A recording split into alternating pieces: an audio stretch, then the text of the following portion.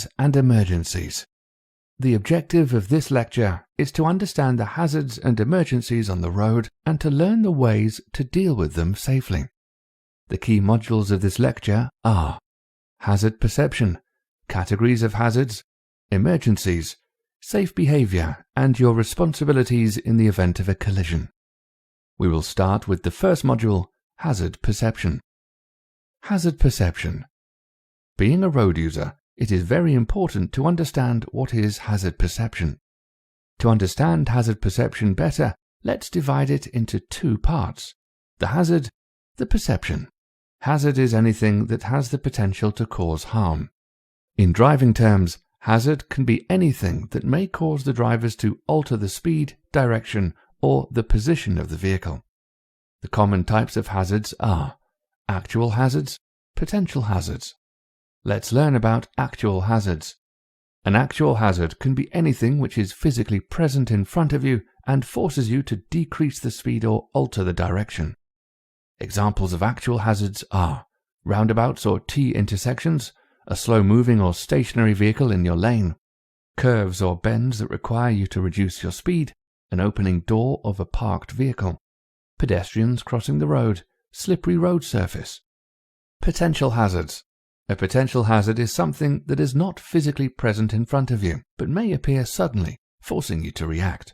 Some examples of potential hazards are a vehicle waiting at the T-intersection to enter the main stream, a vehicle using the indicator to change lane, pedestrians or cyclists present at the pedestrian crossing, motorcycle rider in the right lane behind a slow-moving truck while you're present in the middle lane on a multi-lane road. Apart from actual and potential hazards, it is also important to understand immediate hazard, cause of hazard. Immediate hazard. An immediate hazard can be identified by prioritizing the hazards in case of multiple hazards. An immediate hazard is an imminent danger which pops up at extreme close proximity. For instance, the opening door of a parked vehicle while you're about to cross it, or a child running across in front of your vehicle. In this situation, both are hazardous instances, but the opening door of the vehicle is an immediate hazard. Cause of hazard. Anything on the road which tends to create a hazardous situation is called the cause of the hazard. For example, a vehicle aquaplaning on the road during a rain. In this case, the vehicle is the hazard. However, the cause of the hazard is the rain. Remember, hazards can be different depending on the area where the motorists are driving, such as residential areas, rural roads, freeways. Perception. Perception is the process of being aware of something with the help of sensory information. In driving terms, perception is the ability to scan the details of the road with the help of your senses in order to use that information to interact with the scenario. For example, before crossing the street in a busy area, pedestrians rely on their hearing and sight to ensure that vehicles are not approaching and it is safe to cross the road. The ability to perceive can be affected by age, level of understanding, nature of information. The skills of perception are used to analyze the type of hazard. Hazard perception is the ability to identify potentially dangerous traffic situations. Hazard perception is a vital part of the driving task. Insufficient skills in perceiving a hazard can lead to crashes, especially in the case of novice drivers. Proper hazard perception not only consists of scanning and perceiving a hazard in time, but also correctly appraising the seriousness of it by assessing the level of the risk and predicting what might happen next, responding in a way to avoid or deal with the possible hazard. The hazard perception skills improve with experience. However, for the sake of novice drivers, the driving experts have delivered a method to accelerate the ability to forecast and identify driving hazards and apply appropriate planning. This is ensured by exposing them early to dangerous driving situations with the help of hazard perception clips. Based on this, they need to qualify a test known as the Hazard Perception Test, or HPT. The HPT is a system-based touchscreen test that measures the ability to forecast, anticipate, and identify the driving hazards. This test was first introduced and implemented in the United Kingdom as part of the theory test in 2002. In Dubai, RTA introduced HPT in the year 2015 to help the learner drivers improve their hazard perception skills and develop the ability to drive safely. In general, drivers can improve hazard perception skills by looking far and wide, see wider and farther to filter possible hazards, anticipating, scan the movement of other road users to anticipate their actions, controlling and adjusting speed, slow down and cover the brake pedal to reduce the reaction time, self-assessment, be aware of own physical and mental condition as it affects driving, stay calm, as being calm helps to stay in control.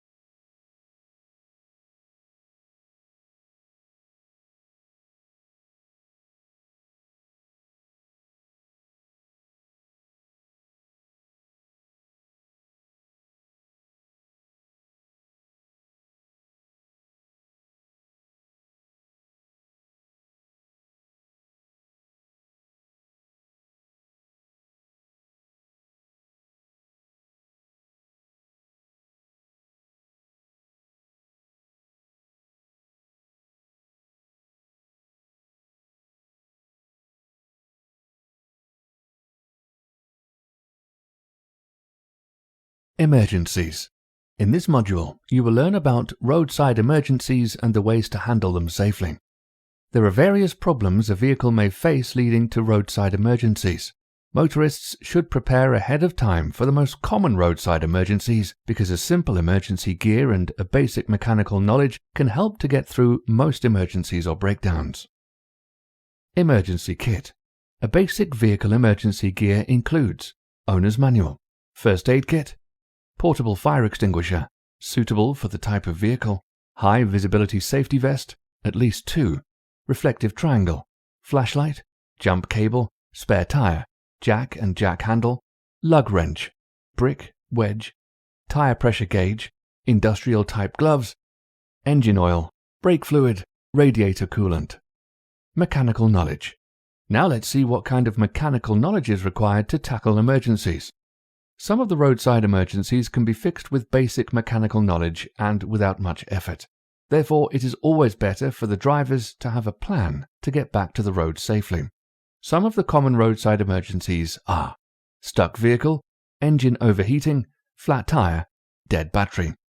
In any of these emergencies, the driver should not be panic, but act wisely. Let's understand how to sort out these issues one by one. Stuck vehicle. In the UAE, the road infrastructure is well designed, which allows the traffic to move smoothly. However, sometimes motorists traverse across sandy areas to reach their destination early and get stuck in the sand. This happens because sand has a loose surface which causes the tires to sink in and lose traction. In case you get stuck in sand, the most important thing to remember is to avoid accelerating, as it can make the vehicle sink deeper into the sand. In this situation, the driver should reduce the tire pressure to create greater surface area and improve traction. Select the lowest gear and keep the front wheel pointed straight. Gently accelerate and allow the wheel to move the vehicle forward. Avoid increasing the RPM over 2000 as it may force the wheels to spin. Decelerate and allow the vehicle to fall back into the ruts. Immediately apply the accelerator again to move the vehicle forward. Continue this procedure to build the momentum to rock the vehicle out of the sand pit. Once the vehicle is out of the sand pit, do not follow the same path. Use an alternative route with a better surface. Remember, if these attempts are not helping and the vehicle still remains stuck, then look for a tow service. Engine overheating. Another common roadside emergency is engine overheating, which can quickly lead to a very dangerous scenario, including a fire in the vehicle. This is because a vehicle's running engine produces tremendous heat when the fuel burns. This heat, if not encountered properly, can cause the engine to overheat and damage it. This could be due to several reasons, but the most common reason is having a low level of coolant in the radiator. Therefore, while driving, if the reading in the temperature gauge climbs up, pull over immediately to the nearest safe place. In case of engine overheating, the driver should open the hood to allow the heat to disperse faster. Check the coolant level in the reservoir tank located near the radiator. If the coolant level is low, consider topping up the reservoir without turning off the engine. This should cool down the engine unless there is a leak. If the coolant is up to the mark, quickly turn off the engine as it indicates another problem that can be serious. Consult a competent technician to diagnose and fix the problem. Remember, it is advisable not to open the radiator cap when it is hot, as this is extremely dangerous. Flat tire. Changing a flat tire is an easy procedure, but requires a little effort. A tire could go flat anywhere on the road. Therefore, it is important for all drivers to know how to change a flat tire. Drivers should be familiar with the instructions in the vehicle's owner's manual, as the tire changing procedure may differ in some vehicles. In general, the steps for changing tire are as follows. Find a good, stable and safe place to change a flat tire. Stop the vehicle as far away from the traffic as possible. Apply the parking brake and shift the gear selector into the park position. Turn on the hazard lights and place the reflective triangle behind the vehicle at a safe distance. Wear the protective gloves and the high visibility vest for safety. Chock the wheel in front and back of the diagonally opposite tire with the help of a block or a wedge. Take up the spare tire and the jack. Place the jack under the frame near the flat tire and ensure that the jack is in contact with the metal portion of the vehicle frame. Raise the jack until it is supporting the vehicle but not lifting the vehicle. Remove the hubcap and loosen the nuts with the help of a lug wrench by turning counterclockwise. Don't remove the nuts completely, just break the resistance. Crank up the jack to lift the tire off the ground high enough to remove and replace the tire. Remove the nuts and the tire. It is advisable to place the flat tire under the vehicle for safety measures. Place the spare tire on the hub, aligning the rim of the spare tire with the wheel box. Tighten the nuts diagonally by hand until they are firm. Lower the vehicle without applying the full weight on the tire and tighten the nuts as much as possible. Crank down the jack to lower the vehicle to the ground fully and remove the jack. Finally, tighten the nuts again and place the hubcap. Put the flat tire in the trunk and take it to the workshop. Remember, change the tire on the road only if it is completely safe to do so, otherwise call roadside assistance. Dead battery. The reason for a dead battery could be due to accidentally leaving a vehicle's lights on or any other mechanical or electrical problems. This problem can be settled by jump-starting the vehicle. Jump-starting a vehicle is simple, but it is a serious matter. Drivers must do it in the right way to do it safely. To jump-start a vehicle, drivers need another vehicle with a good battery. Pull a good battery vehicle close enough to the dead battery vehicle to connect the jumper cables. Turn off the ignition and all electrical accessories in both the vehicles. Connect the positive jumper clamp, which is marked positive or colored red, to the positive terminal of the dead battery. Attach the other end of the positive jumper clamp on the positive terminal on the good battery. Connect the negative jumper clamp, marked with a minus sign or colored black, to the negative terminal of the good battery. Attach the other end of the negative jumper clamp to the negative terminal on the dead battery. Make sure that all the cable clamps are making good and tight contacts with the terminals. Start the good battery vehicle and let it charge the dead battery for some time. Afterwards, start the dead battery vehicle with the cables still in place. When the vehicle with the weak battery starts, wait for some time to make sure it does not stall. If the vehicle does not start, call the professionals for assistance. To disconnect the cables, follow the reverse order. First remove the negative cable from the jumped vehicle, then the other end of the cable from the vehicle with the good battery. Afterwards, remove the positive cable from the terminal of the good battery, and finally, remove the positive cable from the vehicle with the weak battery. Remember, if the engine is running after jump starting, be careful while removing the cables to avoid contact with belts, fans, and other moving parts in the engine compartment.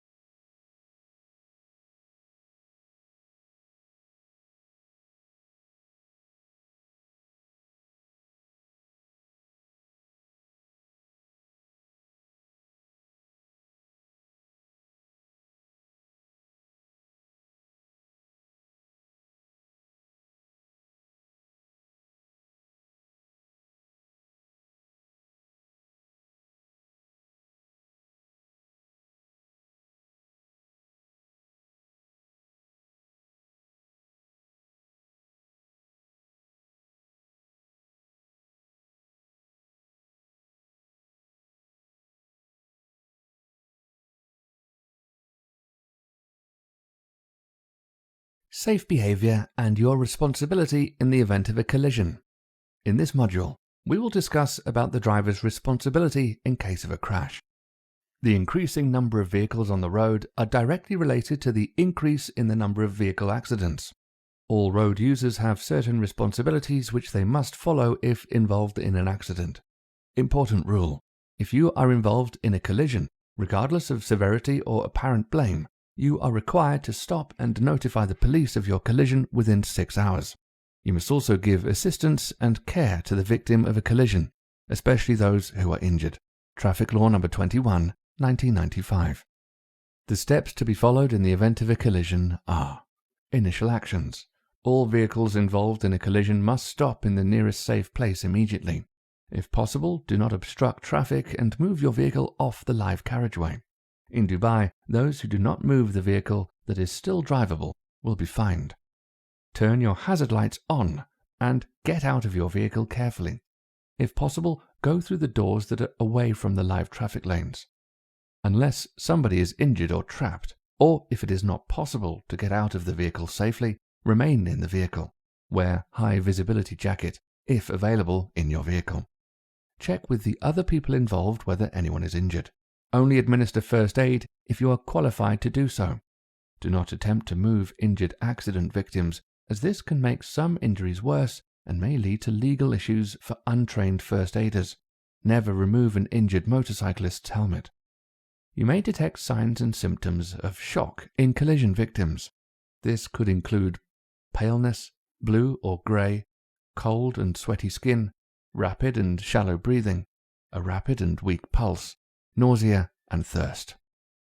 Cover accident victims who show signs of shock with a jacket or blanket to keep them warm. Try to keep them conscious by talking to them, but do not aggressively keep them awake. Do not allow shock victims to drink, eat or smoke. If possible, move to a place of safety, preferably behind a crash barrier or other solid objects. Keep watching the approaching traffic and be prepared to move if necessary. You should never stand in front of your vehicle or immediately behind it, especially at night, as you may obscure the rear lights. Dial 999 and ask for the police. Request an ambulance if anybody is injured. Follow the acronym LINE to supply information to the emergency services. L. Location, including area, street name, landmark, e.g. building name, number, feature or intersection. I. Incident, i.e. what happened. N. Number of injured. E. Extent of how serious the injuries are. If you can, describe the mechanism of injury, the area of injury and how bad it looks, the level of consciousness of the injured, and the estimated age of the injured. If the accident is minor and does not involve any injuries, the police may direct you to report the accident at a police station via the Dubai Police app over your mobile. Make sure that you have your driving license, vehicle registration card, and Emirates ID or passport ready for inspection by the authorities. Fender benders.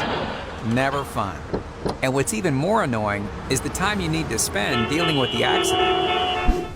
Heading down to the police station. Filing an accident report. Can this process be done in just 3 minutes? Here's how it works. First, be sure you and the other driver pull over to a safe area. The service will confirm your location and the location of the closest police station. Each of you should file your own report separately.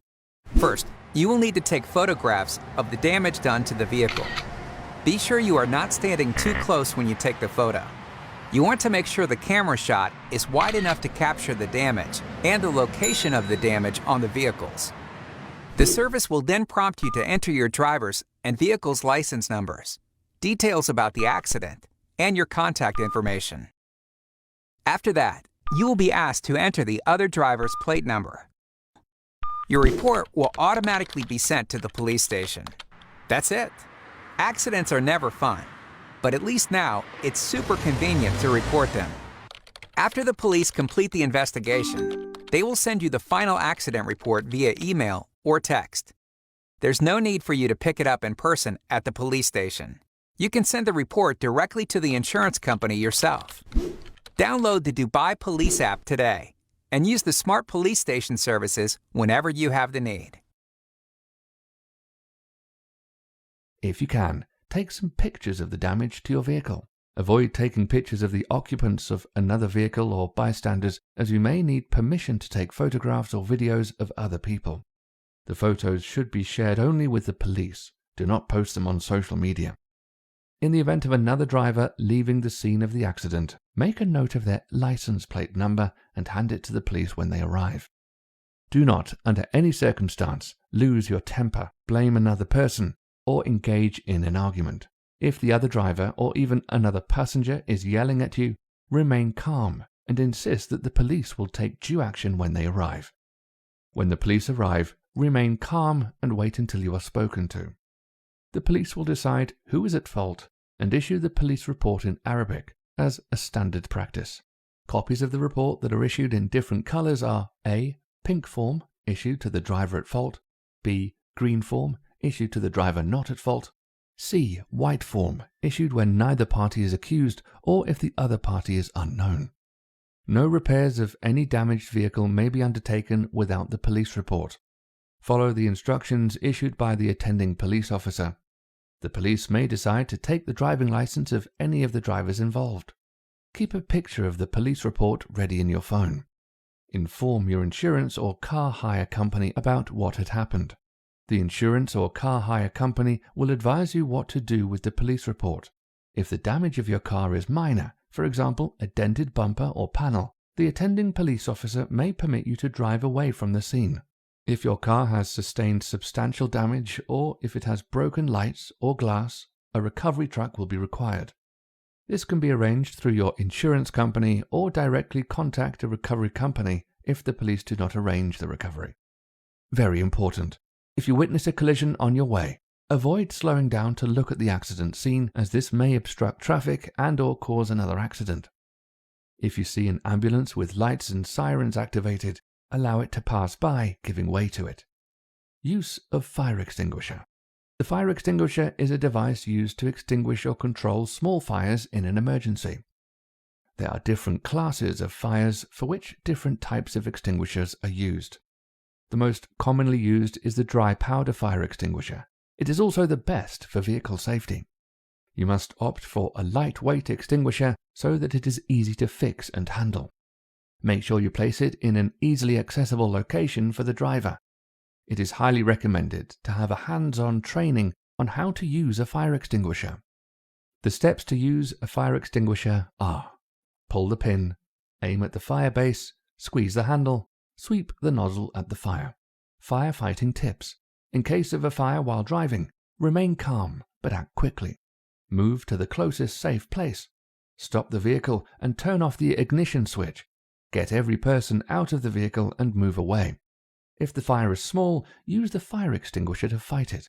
Do not fight the fire if the fire is at a large scale, if the fire is from the bonnet, or if simply your instincts tell you not to.